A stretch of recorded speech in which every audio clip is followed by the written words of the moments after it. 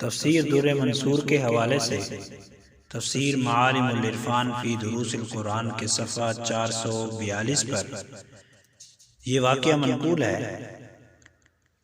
حضرت ابراہیم علیہ السلام کی خصوصیات بیان کرتے ہوئے مفسر فرماتے ہیں کہ بیت المقدس کے قریب حضرت ابراہیم علیہ السلام جانوروں کی چراگاہ کی تلاش میں کسی پہاڑ کے اندر تک چلے گئے۔ انہوں نے ایک مقام پر نہایت غمناک آواز سنی۔ کوئی شخص نہایت خشوع و خضوع سے اللہ تعالیٰ کا ذکر کر رہا تھا۔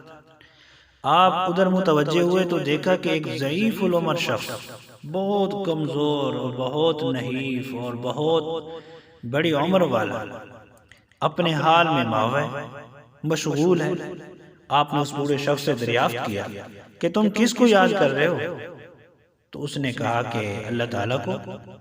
تو پھر حضرت ابراہیم نے پوچھا کہ تمہارا اللہ کہاں ہے؟ تو اس شخص نے جواب دیا کہ آسمان پر بھی ہے اور زمین پر بھی وہی خدا ہے۔ تو پھر حضرت ابراہیم علیہ السلام نے اس سے پوچھا کہ تمہارا قبلہ کس طرف ہے؟ تو بوڑھے نے بیت اللہ شریف کی طرف اشارہ کیا۔ پھر آپ نے پوچھا کہ تمہارا ٹھکانہ کہاں پہ ہے؟ تمہاری عبادت گاہ کہاں پہ ہے؟ تو اس نے جواب دیا کہ نیچے اسی غار میں میری عبادت گاہ ہے۔ چنانچہ حضرت ابراہیم علیہ السلام نے بوڑھے کا ٹھکانہ دیکھنے کی اس کے سامنے خواہش ظاہر کی کہ میں آپ کا ٹھکانہ دیکھنا چاہتا ہوں۔ تو بوڑھے نے کہا کہ وہاں جانا بڑا مشکل ہے، کیونکہ راستے میں ایک گہری ندی آتی ہے اور جسے عبور کرنا ہر شخص کے بس کی بات نہیں ہے۔ تو حضرت ابراہیم علیہ السلام نے کہا کہ تم کیسے وہاں پہنچ جاتے ہو؟ تم اس ندی کو کیسے پار کر لیتے ہو؟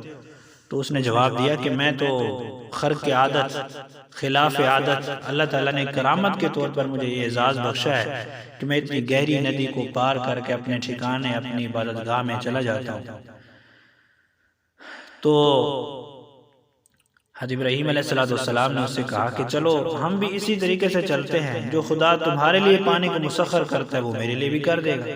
اب اس آدمی کو جس کے ساتھ حضرت ابراہیم علیہ السلام ہم کلام ہو رہے ہیں، بات چیت ہو رہی ہے، گفتگو ہو رہی ہے، اس شخص کو نہیں علم کہ یہ ابراہیم خلیل اللہ ہے علیہ السلام۔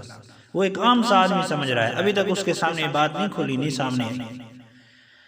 چنانچہ دونوں چل دیے اور غار میں اترے تو آگے ایک ندی تھی۔ اللہ تعالیٰ کے حکم سے اسے عبور کر لیا اور حضرت ابراہیم علیہ السلام کے پاؤں تک نہیں بھیگے۔ پانی کے نیچے آپ اس شخص کے عبادت خانے میں پہنچے تو دیکھا کہ اس کی نشاندہی کے عبادت خانے کا رخ واقعی بیت اللہ شریف کی طرف تھا۔ تو آپ علیہ السلام بہت خوش ہوئے کہ اللہ تعالیٰ کی مخلوق میں یہ خدا پرست انسان ہے۔ سبحان اللہ۔ حضرت ابراہیم علیہ السلام نے کہا اے بزرگ، یہ بتاؤ کہ سب سے خوفناک دن کون سا ہے؟ تو اس نے بڑا پیارا جواب دیا۔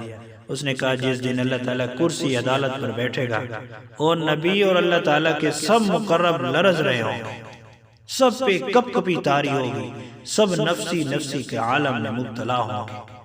حضرت ابراہیم علیہ السلام نے کہا چلو دعا کرو کہ اللہ تعالیٰ ہم دونوں کو اس دن کے خطرات سے محفوظ رکھے۔ تو بوڑھا کہنے لگا کہ مجھے دعا کرتے ہوئے 3 سال ہو گئے ہیں مگر میری دعا قبول نہیں ہوتی۔ بڑی کام کی بات ہے، توجہ کے ساتھ سننا۔ وہ کیا کہتا ہے؟ وہ بوڑھا آدمی کہنے لگا کہ مجھے 3 سال دعا کرتے ہوئے ہو گئے، میری دعا قبول نہیں ہوتی۔ حضرت ابراہیم علیہ السلام نے پوچھا کہ تمہاری دعا کیا ہے؟ تو اس نے کہا کہ میں اس پہاڑی میں گیا تو مجھے ایک نوجوان ملا جس کے بال بکھرے ہوئے تھے۔